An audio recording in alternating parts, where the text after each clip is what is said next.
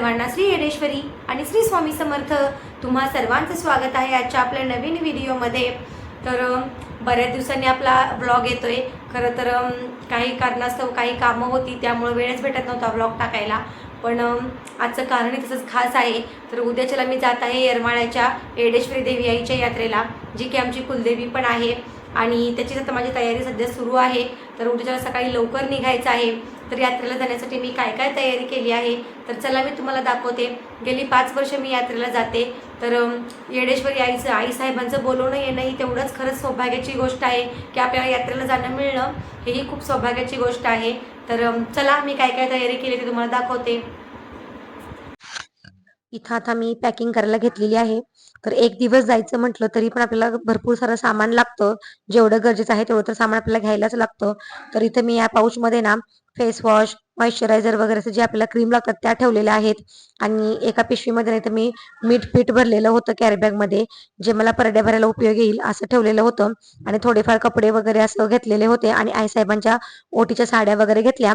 तर अशा प्रकारे मी सर्व पॅकिंग रात्रीच करून ठेवली. आणि दुसऱ्या दिवशी सकाळी लवकर उठले आणि आईसाहेबांच्या मूर्तीला पहिला अभिषेक वगैरे घालून घेतला.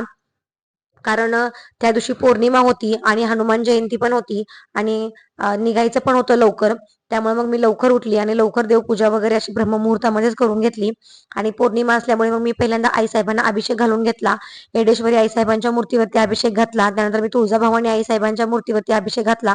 दर पौर्णिमेला मी या सेवा नक्की करते, अभिषेक वगैरे नक्की घालते.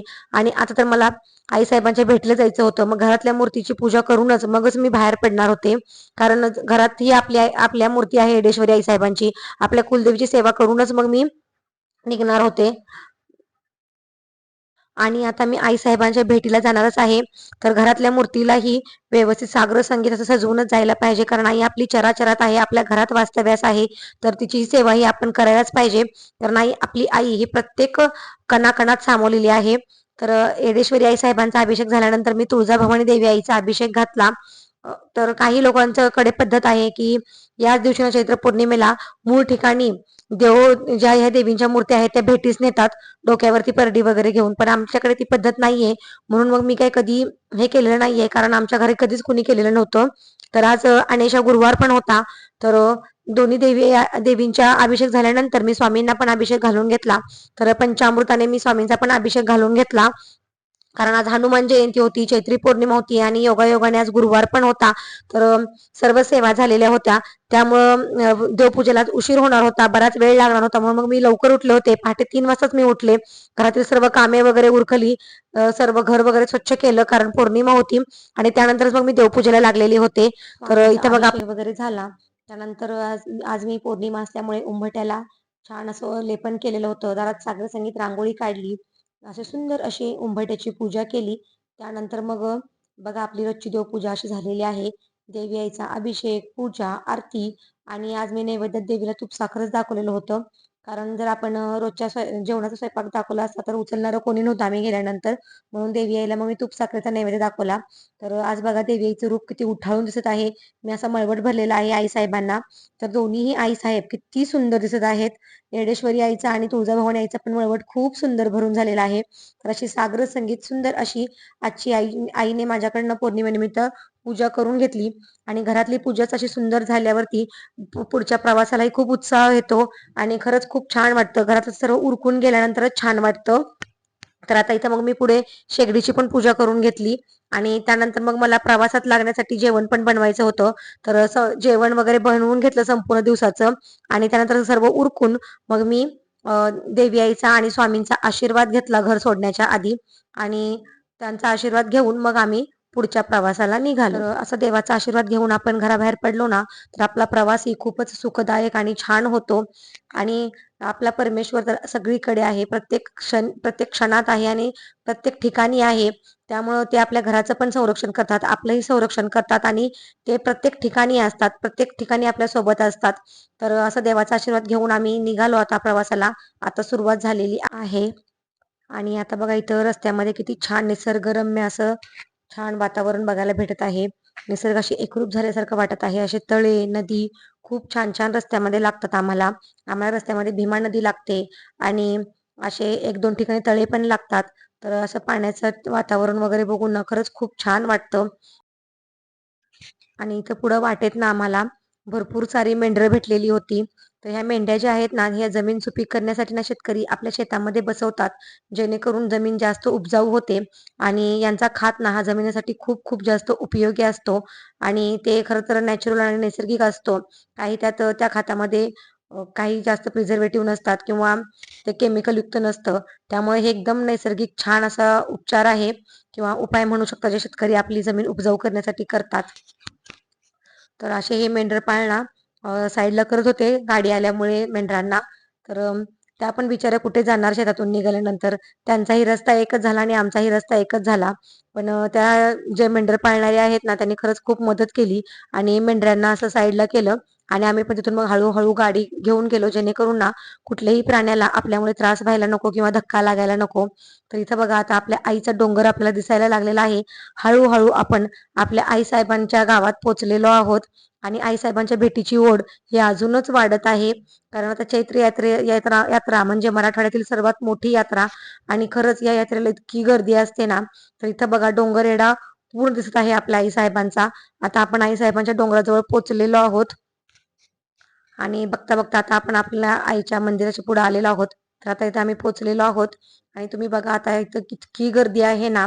तर पूर्ण येरमाळा नगरी या 2 दिवसामध्ये इतकी बहरलेली असते माणसांनी. तर या यात्रेसाठी इतकी गर्दी झालेली असते ना येरमाळ्यामध्ये.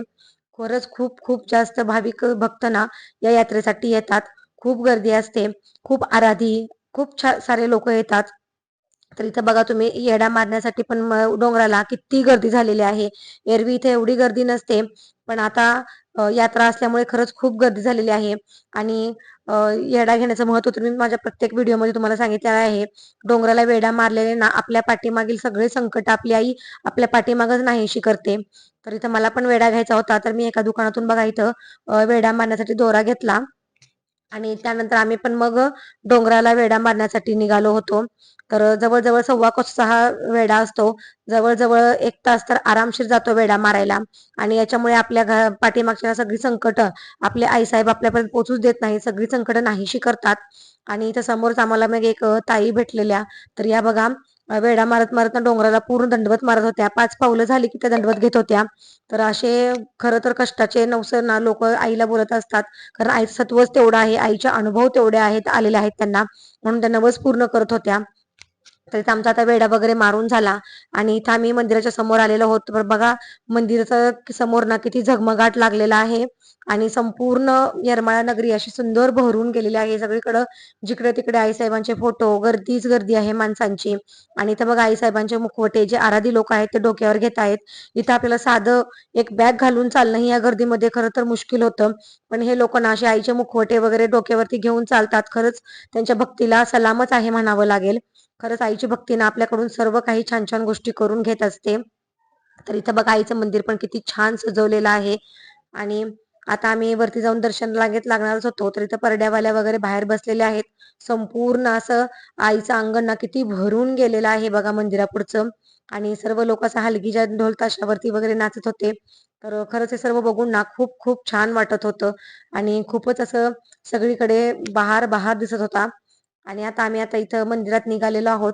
तर इथं पण बघा काही जणांचा नवस असतो, की प्रत्येक पायरीवरती कापूर पेटवायचा आणि तर ते काही लोकं तो नवस पूर्ण करत होते. फक्त इथं ना अ, हळद जी आहे ती पायऱ्यांना लावायची परंपरा नाहीये. तरी काही बायकांना पायऱ्यांना हळद लावतात. खरं तर तिथं माईकवरती सारखी अनाउन्समेंट होत असते, की तुम्ही पायरीला हळद नका लावू, फक्त स्त्रियांना लावा. तरी काही बायका नाही ऐकत, पण आपण त्याला नाही काही करू शकत. तर इथं बघा आता आम्ही रांगेत लागायला होतो, तर रांग बघितली तर जवळ-जवळ 2 ते 3 किलोमीटरची रांग होती. एवढी गर्दी होती, पण तरीही आईसाहेबांची भेटीची ओढ कायम होती आणि देवीचं दर्शन तर घ्यायचं होतं. म्हणून तेवढ्या गर्दीतही आम्ही लाईनीला लागलो. तर जवळ आम्हाला 3.5 ते पावणे 4 तास आरामशीर गेलेले आहेत दर्शनाला. आणि ते खिसे कापूनचा वगैरे पण खूप जास्त भीती असते. कारण आमच्या शेजारच्या बाईची पण एका पर्स वगैरे चोरी झाली आणि त्यानंतर त्यामुळे आपल्याला तर काळजी घ्यावी लागते लाईनीमध्ये किंवा यात्रेमध्ये सगळीकडेच असं होतं. त्यामुळे ही दक्षता ना किंवा सावधगिरी आपल्याला स्वतःलाच पाळायला लागते. तर इथं बघा हे असं ना यात्रेकरूंसाठी काही रूम्स बनवलेले आहेत तिथं वरती डोंगरावरती. तर काही यात्रेकरू तिथे येतात, राहतात आणि पुरणपोळीचा नैवेद्य वगैरे करतात आणि आम्ही जसंच लाईनीत लागलो तर बघा तुम्ही इतका पाऊस जोरात आला आणि विजा वगैरे चमकायला लागल्या. खरंच त्याच्या आधी इतकं गरम होत होतं ना, आणि हा पाऊस आल्यानंतर सगळं वातावरण इतकं थंड आणि छान वाटायला लागलं. नाहीतर इतकं चैत्राचं ऊन कडकडत होतं. खूपच जास्त गरम होत होतं. बरं झालं पाऊस आला. 1 तासभर पाऊस आला, त्यानंतर लाईट इथली गेलेली होती. त्यानंतर पाऊस गेल्यानंतर लाईट आली आणि इथं बघा आम्ही रांगेत लागल्यानंतर ना आईसाहेबांची तुम्हाला इथे पालखी दिसत असेल, तर ही पालखी ना आता तुळजाभवानी देवी आईच्या भेटीला जात आहे. कारण इथं अशी आख्यायिका आहे. येडेश्वरी मंदिराच्या मागे ना एक छोटंसं तुळजाभवानी आईचं मंदिर आहे. तिथं तुळजाभवानी देवी आई आणि येडेश्वरी आईची भेट होते. तर तिथं ना पालखीमध्ये बसून आईसाहेब जातात आणि तुळजाभवानी देवी आईला भेटतात. दोघींची तिथं भेट होते. त्यानंतर पुन्हा आईसाहेब आपल्या मंदिरामध्ये येतात. तर इथं आता आमची पण लाईन संपत आलेली आहे. आता एकच मजला लाईनीचा राहिलेला होता. तर मी तर ओटीचं जे जे काही सामान होतं ते बॅगेतून काढलं आणि छान अशी ओटी वगैरे तयार केली आणि आईसाहेबाच्या भेटीला गेलो. तर इथं बघा आता हे मंदिराचा कलश आहे, शिखर आहे मंदिराचा. तुम्ही सर्वांनी आईसाहेबांच्या शिखराचं इथूनच दर्शन घ्या. तर त्यानंतर मग आम्ही खाली गेलो. आईसाहेबांचं छान असं गाभाऱ्यातून दर्शन घेतलं. गुरुवाजवळ आपली आलेली साडी ओटी दिली. त्यानंतर हा दुसऱ्या दिवशीचा व्हिडिओ आहे. एक दिवस आम्ही डोंगरावरती राहिलेलो होतो. पहाटे लवकर उठलो आणि माझ्या परड्या भरायच्या राहिलेल्या होत्या. तर म्हटलं दुसऱ्या दिवशी सकाळी आपण परड्या भरूयात. तर मग मी इथं आईसाहेबांच्या डोंगरावरती गेले आणि ज्या मंदिराच्या बाहेर बसलेल्या असतात तिथं परड्या वगैरे भरल्या. आणि त्यानंतर वेळ पण होता चुन्याच्या रानाकडे जायला. तर म्हटलं परत एकदा आपण आईसाहेबाचं दर्शन घेऊयात. कारण तिथं डोंगरावरती राहिल्यावरती खूप वेळ असतो आपल्याकडे. आपण दुसरं करणार तरी काय? आणि आईसाहेबाचं दर्शन घेईल तेवढं थोडंच आहे आपल्याला. तर त्यानंतर मग मी परत एकदा आईसाहेबांचं छान असं दर्शन घेतलं आणि खूप छान दर्शन झालं. त्यानंतर मी आपलं नित्यसेवेचं आणि दुर्गा सप्तशतीचं पुस्तक घेऊन आलेले होते. तर जेवढ्यात माझ्याकडनं सेवा होतील तिथं बसल्या बसल्या तेवढ्या मी तिथे सेवा करून घेतल्या. आणि खरंच इतकं छान वाटत होतं ना सेवा केल्यानंतर. मन इतकं हलकं झाल्यासारखं वाटत होतं मला. आणि असे मंत्र स्तोत्राचे उच्चारण केले ना स्वतःलाच खरंच खूप छान वाटतं. आणि आता डोंगराच्या खाली जाण्यासाठी आईसाहेबांची पालखी सज्ज झालेली आहे. जे काही पालखीचे मानकरी आहेत ते इथं आता पालखी घेऊन जात आहेत. आणि 4 दिवस ही आईसाहेबांची पालखी डोंगराच्या खालीच जाते. वर्षातून 4 दिवस आईसाहेब चैत्र पौर्णिमेला ना डोंगराच्या खाली येतात आणि त्यानंतर 4 दिवसांनी आमराई वनातून आपला मानपान घेऊन घुगऱ्या खाऊन परत डोंगरावरती येतात. तर इथं बघा परशुबाळ वगैरे बसवलेले आहेत पालखीमध्ये. आणि जे पालखीचे मानकरी आहेत ते पालखी खाली घेऊन जात आहेत. तर तुम्ही सर्वांनी इथून पालखीचं दर्शन करा. तर खरं तर नाही अशा साड्या वगैरे फेकतात ना लोक पालखीवरती, तर हे खरंच खूप चुकीचं आहे. आपण आईसाहेबांचा मानपान ओटी ही व्यवस्थित द्यायला पाहिजे. ती तुम्ही गुरुवांकडे द्या, त्या पुजाऱ्यांकडे द्या. असं साडी पालखीवरती वगैरे फेकणं नाही, खूप चुकीच्या गोष्टी आहेत. तर आज सकाळी आम्ही लवकर उठलो आणि परत एकदा आई येडेश्वरीचं दर्शन घेतलं. म्हटलं आता इथे राहिलंच आहोत तर 2 वेळा दर्शन घ्यायला काय हरकत आहे, म्हणून परत एकदा आईचं दर्शन घेतलं. आणि त्यानंतर मी आपलं नित्यसेवेचं पुस्तक वगैरे आणलेलं होतं. थोड्याफार सेवा केल्या तिथे जेवढ्या जमतील तशा. आणि त्यानंतर मग आईसाहेबांची पालखी आता चुन्याच्या रानाकडे प्रस्थान केलेली आहे. तर आम्ही पण आता चुन्याच्या रानाकडे चाललेलो आहोत चुन्ना वेचायला. तर आता पुढे बघू कसे काय अपडेट्स होतात ते मी तुम्हाला देतच राहीन.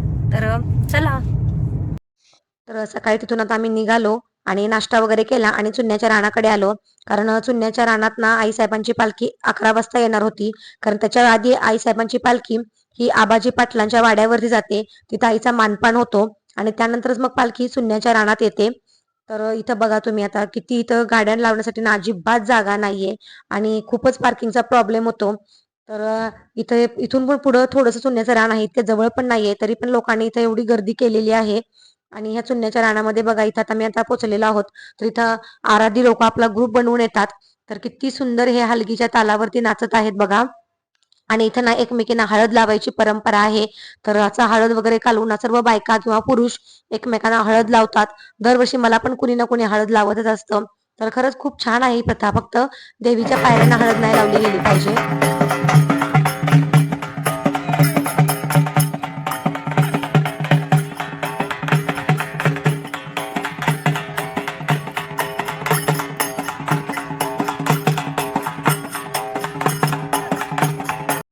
अशा हलगीच्या आवाजामध्ये, टाळ आवाजामध्ये पूर्ण अशी येरमाळा नगरी आणि हे चुन्याचं रान पूर्ण असं फुलून गेलेलं होतं. आणि जिकडे-तिकडे माणसं दिसत होती आणि चैत्राचं ऊन खूप जास्त कडक होतं. खूप जास्त गरमी लागत होती. म्हणून आम्ही तिथे ना गोळा खाल्ला आणि त्यानंतर मग चुन्ना वेचला. तर अशा प्रकारे ना चुन्याचे खडे या चुन्याच्या रानामध्ये ना आपोआप या दिवशी वरती येतात. तर एरवी हे तुम्हाला वर्षभरात कधीच दिसणार नाहीत, पण या वेळेस तुम्हाला हे दिसणार. आणि आईच्या चुन्याच्या खड्यांचं एवढं सत्व आहे ना, खरंच खूप जास्त महत्त्व आहे चुन्या वेचायचं. मला तर याचे खरंच खूप छान अनुभव आणि खूप छान प्रचिती आलेली आहे. तर इथं बघा आता काही बायकांनी तर हळद कालवली होती आणि ती आम्हाला पण लावलेली आहे. आणि इथं हे बघा किती छोटंसं लहान बाळ आलेलं आहे. ह्याची आई मला सांगत होती तिचा अनुभव येडेश्वरी देवी आईचा, की हे बाळ ना तिला येडेश्वरी देवीच्या नवसाने जन्मलेलं आहे. म्हणून ती ना इथं देवीच्या दर्शनासाठी त्या छोट्याशा बाळाला घेऊन आलेली होती. पण ते बाळ पण ना हलकीच्या तालावरती मस्त असं एन्जॉय करत होतं आणि त्याला ऊन लागू नये म्हणून असं त्यांनी एक टॉवेल टाकलेला होता त्याच्या डोक्यावरती. तर इथं बघा आता येडेश्वरी आईच्या पालखीचं आगमन चुन्याच्या रानात झालेलं आहे. तर इथं हेलिकॉप्टरनं दरवर्षी पुष्पवर्षाव आईच्या पालखीवरती होतो. तर खरंच खूप जास्त नयनरम्य आणि डोळे दिपवणारा हा क्षण असतो. खरंच खूप छान वाटतं. पण काही लोक काय करतात, चुन्याचे ना खूप मोठे मोठे खडे घेतात. त्यामुळं पालखीसोबत जे लोक येतात ना किंवा जे पोलीस येतात ना, ते आपल्या डोक्यावरती हेल्मेट वगैरे घालून येतात. तर ते त्यांना पण लागायची शक्यता असते ना म्हणून. तर इथं बघा आता पालखीचं आगमन झालेलं आहे आणि हेलिकॉप्टरद्वारे पुष्पवर्षाव आईच्या पालखीवरती होत आहे. आणि जिकडं तिकडं इतकी गर्दी होती, काही लोक धक्काबुक्की पण करत होते. तर खरंच खूप जास्त गर्दी होती. आणि खरं तर म्हणता येईल की मुंगी जायला ही जागा नव्हती, इतके लोक चिटकून चिटकून आणि इतकं गर्दी झालेली होती की बस. आणि अशा हलगीच्या तालावरती वगैरे आईसाहेबांची पालखी पुढं पुढं जात होती. आणि इथं बघा तुळजादेवी आणि येडेश्वरी देवी आईच्या मूर्त्या आहेत. दोघी बहिणी बहिणीही आता पालखीच्या मागे हे अशी आराधी लोक त्यांच्या मूर्त्या घेऊन जातात. तर दोघी बहिणी बहिणींच्या मूर्त्या किती सुंदर दिसत आहेत. पालखीच्या पाठीमागे हे आराधी लोक आपल्या अशा मूर्त्या घेऊन जातात डोक्यावरती. आणि किती सुंदर असा छान साज शृंगार केलेला आहे दोन्ही आई साहेबांचा. वेणी, छान अशी साडी, दागदागिने, किती आईचं रूप खुलून दिसत आहे. तर इथंही मी छान असं दर्शन घेतलं. आणि त्यानंतर बघा इथं आम्ही चुन्याच्या रानातून निघालो चुन्ना वगैरे वेचून. आणि ट्रॅफिकमध्ये आम्ही 2 तास अडकलो. इथून गाडीच अजिबात बाहेर निघत नव्हती. आणि 2 तासांनी गाडी आमची बाहेर निघली. त्यानंतर आम्ही तुळजापुरात पोहोचलो. आणि तुळजाभवानीच्या देवीच्या एंट्रीवरतीच बघा असं सुंदर असं डेकोरेशन केलेलं होतं हनुमान जयंती दिवशी, पौर्णिमेच्या दिवशी. हनुमान आणि देवी आईचा असा छान असा मस्त असं फोटो डेकोरेशन करून लावलेला होता. तर इथे तुळजापुरात आलो आम्ही आणि तुळजापूरच्या देवी आईचं पण दर्शन घेतलं. पण तुळजापुरात काय आम्हाला जास्त वेळ लागलेला नाही. 1 तासातच देवी आईचं खूप खूप छान दर्शन झालं. तर चैत्र पौर्णिमेची ना आई येडेश्वरीची ही मराठवाड्यातील अशी संपूर्ण मोठी यात्रा असते. तर खरंच खूप छान नयनरम्य आणि डोळे दिपवणारा हा क्षण असतो. तर खरंच खूप छान यात्रा झाली आणि दोन्ही आई साहेबांचं खूप छान दर्शन झालं. व्हिडिओ कसा वाटला हे मला नक्की सांगा. आणि व्हिडिओ आवडल्यास व्हिडिओला लाईक, शेअर आणि सबस्क्राईब करा. तोपर्यंत सर्वांना बाय आणि श्री स्वामी समर्थ.